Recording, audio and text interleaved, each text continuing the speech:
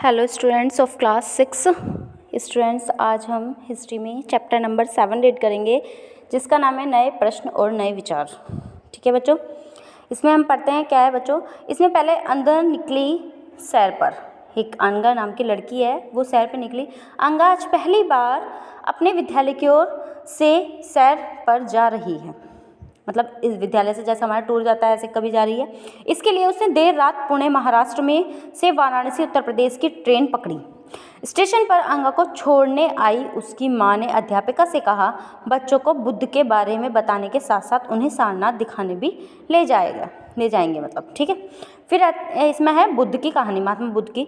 बुद्ध बौद्ध धर्म के संस्थापक सिद्धार्थ थे।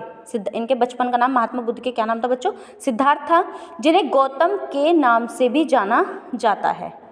उनका जन्म 2500 वर्ष पूर्व हुआ था। यह वह समय था जब लोगों के जीवन में तेजी से परिवर्तन हो रहे थे।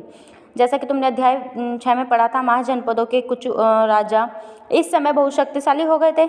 हजारों सालों के बाद फिर से नगर उभर रहे थे। गांवों के जीवन में भी बदलाव आ रहा था। बहुत से विचारक इन परिवर्तनों को समझने का प्रयास कर रहे थे। वे जीवन के सच्चे अर्थ को भी जानना चाह रहे थे। बुद्ध क्षत्रिय थे तथा शाक्य नामक एक छोटे से गण से संबंधित थे। युवावस्था में ही ज्ञान की खोज में उन्होंने घर के सुखों को छोड़ दिया। अनेक वर्षों तक वे भ्रमण करते रहे तथा अन्य विचारकों से मिलकर चर्चा करते रहे। अंततः ज्ञान प्राप्ति के लिए उन्होंने स्वयं ही रास्ता ढूंढने का निश्चय किया।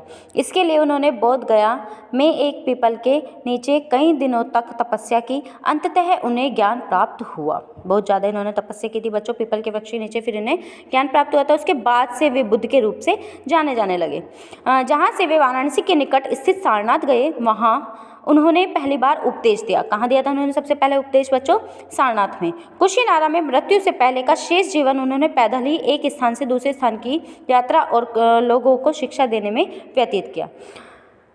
बुद्ध ने शिक्षा दी कि यह जीवन कष्टों और दुखों से भरा हुआ है। मतलब उन्होंने बाहर निकल के देखा कि यह जीवन कैसा है, और ऐसा हमारी इच्छा और लालसा जो हमेशा पूरी नहीं हो सकती के कारण होता है। कभी कभी हम जो चाहते हैं वह प्राप्त कर लेने के बाद भी संतुष्ट नहीं हो पाते एवं और अधिक वस्तुओं को पाने की इच्छा करने लगते हैं। बुद्ध ने इस लिप्सा को, तन्हा को तृष्णा कहा है, यानी कि इच्छा कहा है। बुद्ध ने शिक्षा दी कि आत्म संयम, यानी कि हमने अपने आप पे संयम रखकर कंट्रोल जिसे कहते हैं, हम ऐसी लालसा से मुक्ति पा सकते हैं, लेकिन हम कर नहीं पाते बच्चों। उन्होंने लोगों को दयालु होने तथा मनुष्यों के साथ साथ जानवरों के जीवन का भी आदर करने की शिक्षा दी। वे मानते थे कि हमारे कर्मों के परिणाम, चाहे वे अच्छे हों या बुरे, हमारे वर्तमान जीवन के साथ साथ बाद के जीवन को भी प्रभावित करते हैं। बुद्ध ने अपनी शिक्षा सामान्य लोगों की प्राकृत भाषा में दी। कौन सी भाषा में दी थी? प्राकृत भाषा में दी थी।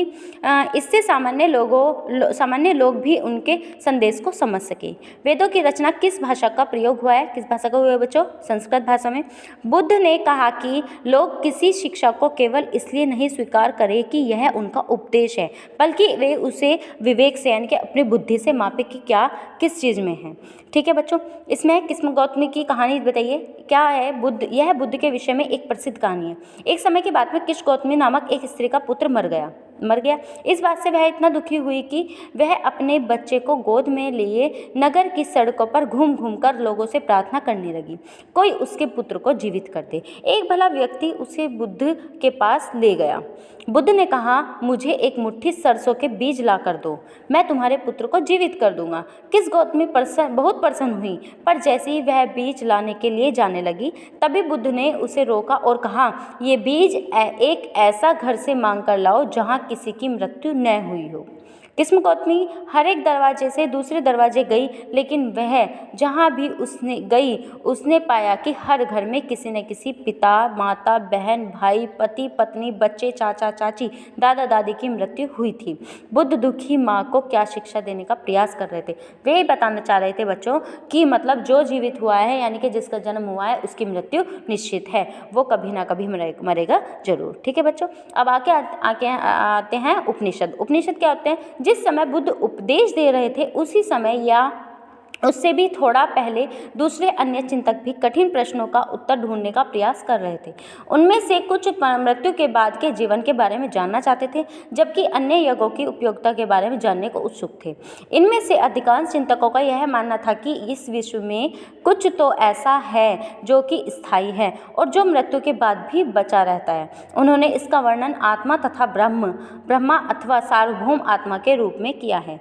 वे मानते थे कि अंततः आत्मा तथा ब्रह्मा एक ही है। ऐसे कई विचारों का संकलन उपनिषदों में हुआ है। उपनिषद उत्तर वैदिक ग्रंथों का हिस्सा थे। उपनिषद का शाब्दिक अर्थ है गुरु के समीप बैठना, यानी कि मतलब पहले उपनिषद का अर्थ मतलब बच्चों क्या था, जब गुरु के पास में ही बैठ के पहले शिक्षा लेते थे, पहले विद्यालय वगैरह नहीं होते थे, तो गुरु के पास ही जाके गुरुकुल में या पेड़ के नीचे कहीं भी शिक्षा ग्रहण करते थे विद्यार्थी जो होते थे। इन ग्रंथों में अध्यापकों और विद्यार्थियों के बीच बातचीत का संकलन किया गया है, यानी कि उपनिषद में क्या गया होता है, बच्चे और विद्यार्थी और शिक्षक जो गुरु होते थे उनमें क्या संबंध है ये बताया गया है। प्राय ये विचार सामान्य वार्तालाप के रूप में प्रस्तुत किए गए हैं। ठीक है बच्चों, फिर ये कहानी बताई गई बुद्धिमान भिखारी। इस कहानी को पढ़ते हैं। यह वार्तालाप छांदोग्य उपनिषद नामक प्रसिद्ध उपनिषद की एक कहानी पर आधारित है।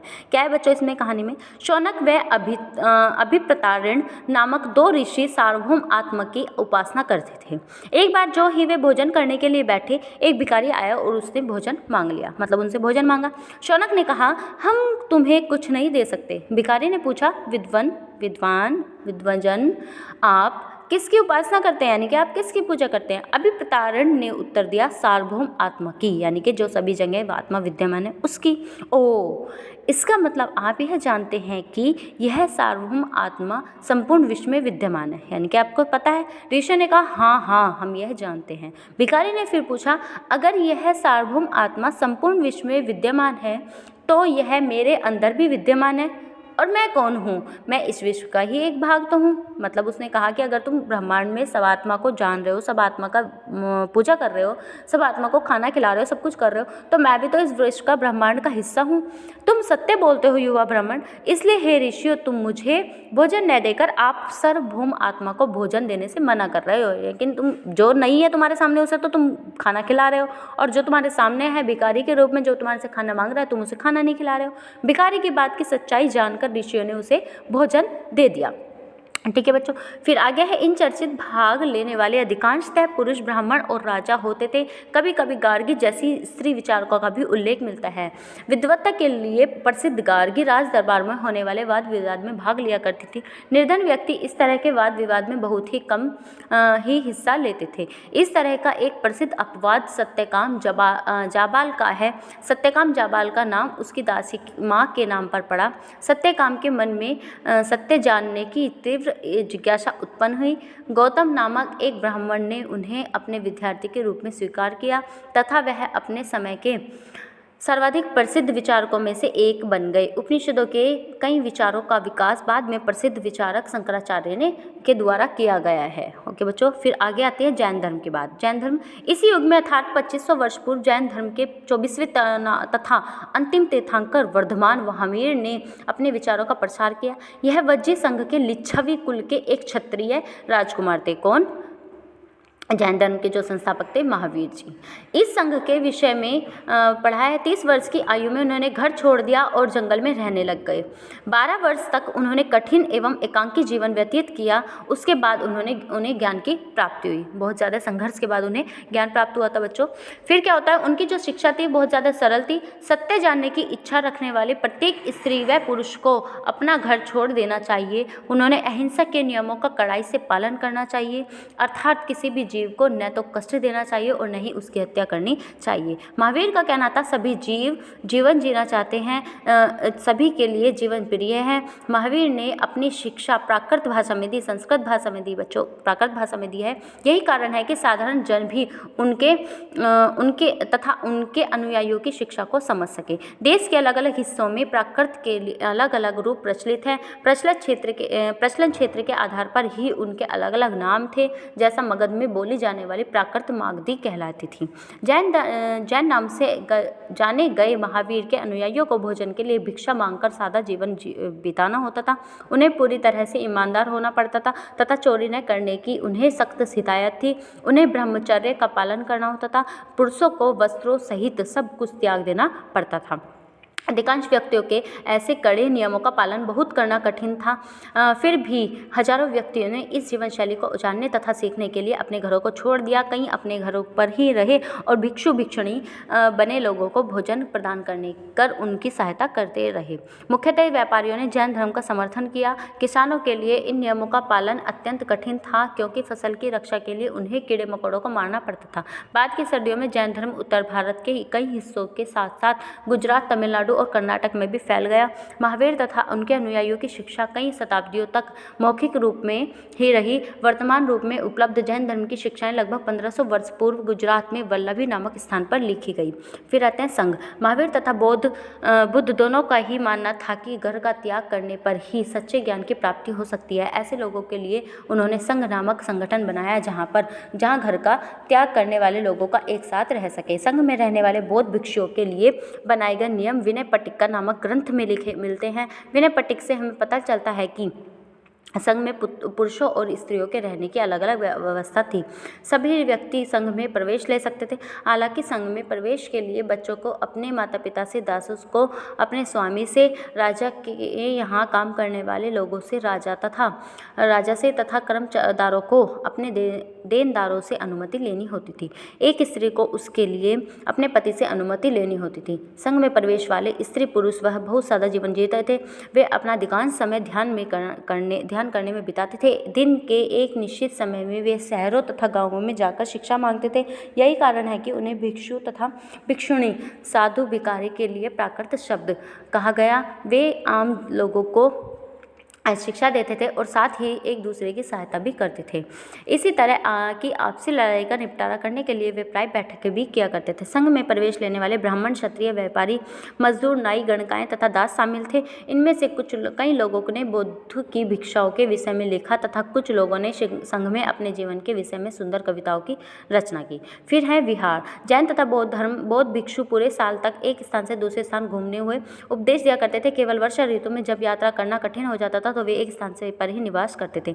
ऐसे समय में अपने अनुयायियों द्वारा उद्यानों में बनवाए गए अस्थायी निवासों में अथवा पहाड़ी क्षेत्रों में प्राकृतिक गुफाओं में रहते थे। जैसे जैसे समय बीतता गया, भिक्षु भिक्षुणियों ने स्वयं तथा उनके समर्थकों ने अधिक स्थायी शरणस्थलियों की आवश्यकता का अनुभव किया। तब कई शरणस्थली बनाए गए जिन्हें विहार कहा गया।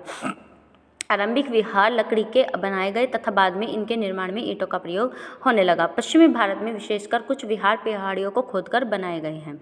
ठीक है बच्चों। फिर है स्मृति आश्रम व्यवस्था। आश्रम व्यवस्था में क्या था? जैन तथा बौद्ध धर्म ने जिस समय लोकप्रिय ही रहे थे, लगभग उसी समय ब्राह्मणों ने आश्रम व्यवस्था का विकास किया। आश्रम व्यवस्था में क्या था? जहाँ आश्रम शब्द का तात्पर्य लोगों द्वारा रहने तथा ध्यान करने के लिए प्रयोग में आने जाने वाले स्थान से नहीं, बल्कि इसका तात्पर्य जीवन के एक चरण से है। आश्रम कितने? चार आश्रम इसमें बताए गए हैं बच्चों। ब्राह्मण आश्रम, गृहस्थ आश्रम, वानप्रस्थ आश्रम और संन्यास आश्रम। इसमें क्या हुआ बच्चों? एक व्यक्ति की आयु 100 वर्ष मानी गई है।